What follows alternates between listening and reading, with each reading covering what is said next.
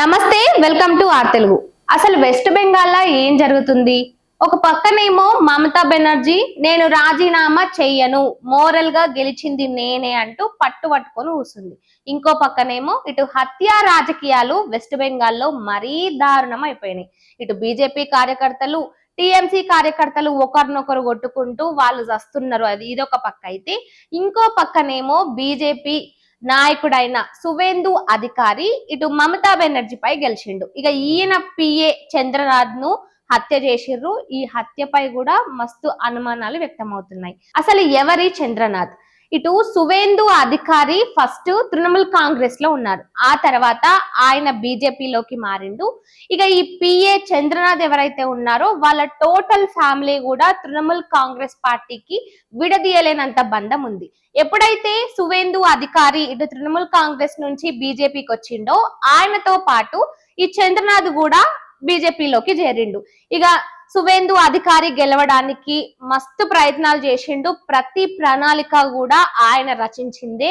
ఇటు election campaigning లో గాని, ప్రజల చుట్టూ తిరగడం గాని, ఇలా ప్రతిదీ చూసుకుంటే అన్నిటిలో కూడా ఈ చంద్రనాథ్ పాత్ర అనేది చాలా కీలకం. ఎప్పుడైతే సువేందు అధికారి బీజేపీ పార్టీ నుంచి గెలిచిండో, అయితే ఈ సువేందు అధికారి గెలిచిన తర్వాత ఈ చంద్రనాథ్ కు ఖచ్చితంగా ఒక కీలక పొజిషన్ అయితే ఇస్తారనేది చాలా మంది అనుకున్నారు. అయితే ఇంతలోపే ఈయన హత్యకు గురయ్యాడు. అయితే ఈ హత్యపై ఇప్పుడు మస్తు అనుమానాలు వ్యక్తమవుతున్నాయి. ఏదైతే చంద్రనాథ్ ఉన్నాడో చంద్రనాథ్ ను ఖచ్చితంగా ఇటు టిఎంసి వాళ్ళే చంపేసిండ్రు.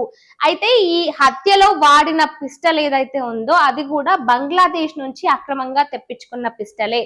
సో ఇది ఖచ్చితంగా తృణమూల్ కాంగ్రెస్ గూండాల పనే ఆయన్ను చంపడము అంటూ కూడా చాలా మంది ఆరోపిస్తున్నారు.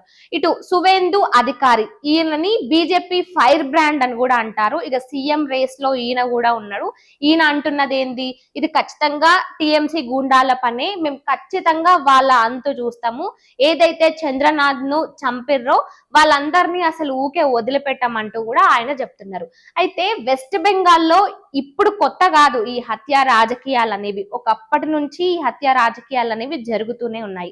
2021 ఎలక్షన్స్ పూర్తయిన తర్వాత ఏదైతే అప్పట్లో టిఎంసి పార్టీనే గెలిచింది. ఇక ఈ బీజేపీ పార్టీ మహిళా నాయకులు, కార్యకర్తలు ఎవరైతే ఉంటారో వాళ్ళని ముందుగానే కిడ్నాప్ చేసే ఆలోచనలో ప్రీ బుకింగ్ గా ఇటు హోటల్స్ లలో రూమ్లు కూడా బుక్ చేసుకొని పెట్టుకున్నారు.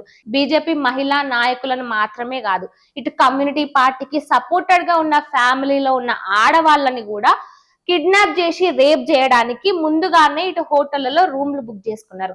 అది టిఎంసి పార్టీ అధికారంలోకి వచ్చిన తర్వాత ఇటు ఇటు ప్రతిపక్ష పార్టీపై చేసిన కుట్రలు. ఇక అంతేకాకుండా ఇప్పుడు టిఎంసి పార్టీ ఓడిపోయినప్పటికీ అక్కడ ఏదైతే వెస్ట్ బెంగాల్లో ఘోరమైన లొల్లులు అయితేనే ఉన్నాయి. ఇటు పక్క మమతా బెనర్జీనేమో నేను అసలు రాజీనామా చేయనని ఆమె మాట్లాడుతుంది.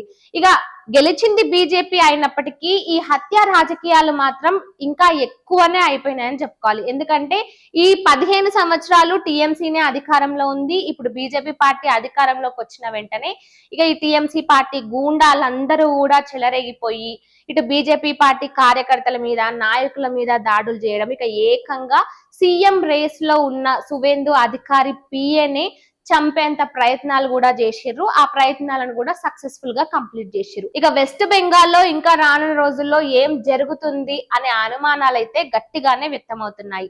మరి దీనిపై మీరేమంటారు? కామెంట్ రూపంలో చెప్పండి.